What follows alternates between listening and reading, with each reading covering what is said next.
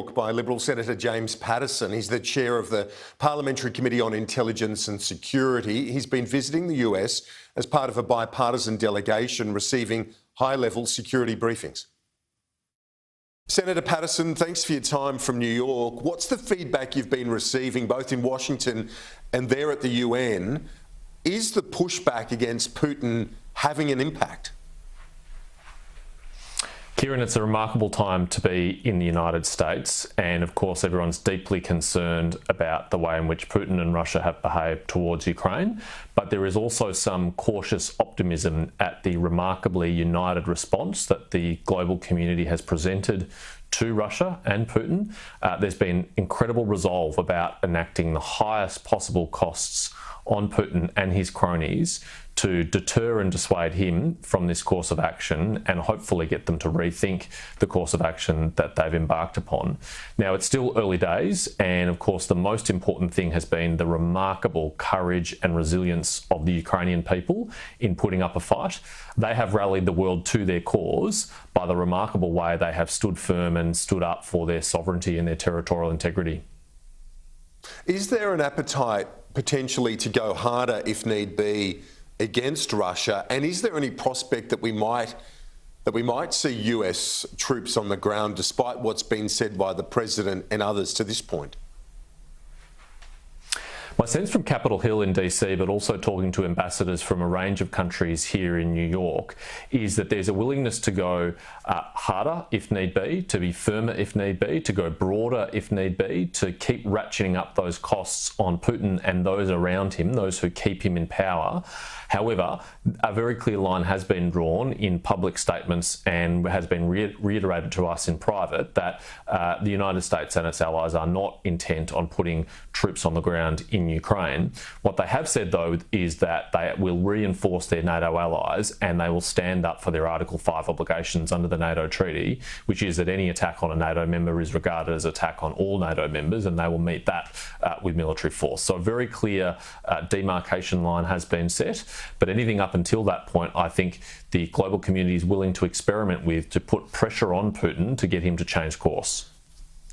So you spoke about the bravery of the Ukrainians. It's obviously something that's resonated in the United States and right around the world. Also, too, the bravery of the Russian opposition, which continues through protests, but also the political opposition, despite the fierce response from the dictator Putin. I'm full of admiration for those Russians who are taking the very dangerous and courageous step to stand up to Putin. He runs a fearsome and vindictive regime that ruthlessly punishes dissidents, and to stand up against that knowing those risks is a remarkable feat of courage which the whole world should admire, and we should rally around those people. I think it's very indicative, Kieran, that Vladimir Putin has started to ban Western social media companies from Russia, including Facebook and Twitter. I think he fears the truth of the failures of his Ukraine campaign getting around in Russia, coming to the attention of the broader Russian population. And I think it is indicative of the vulnerable position he himself is in, that his position is not as secure as he has broadcast to the world, and that he does fear the Russian people more than anything else. And if they stand up to him in sufficient numbers and with sufficient strength, that could be the thing that changes the course of these terrible events.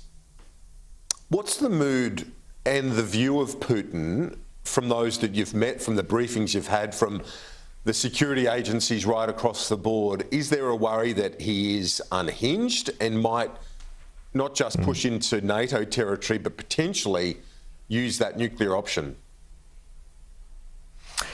There's very clear consensus across civil society, the administration, Congress and here at the UN that Putin is not acting rationally. The course of action he has set his country on is an enormous strategic mistake, which could very well be the end of his reign in Russia and have a very disastrous effect on the Russian Federation.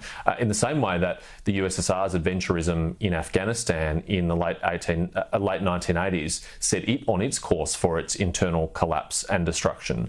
And when you have a leader who's acting irrationally, they are very hard to predict. It is very hard to do any sort of analysis and put ourselves in his shoes and work out what he's doing next. And it is alarming that he has made those statements about putting his nuclear forces on a higher degree of readiness, although it's not actually clear what he means by that and what will actually happen by that. So the world is watching very carefully and very closely and very anxiously about what will happen next. And there is a genuine concern that he might miscalculate again by escalating further, which would have terrible consequences for the world. And really, you have to go back to the Cuban Missile Crisis in 1963 to have an equivalent danger of nuclear conflict that we have now.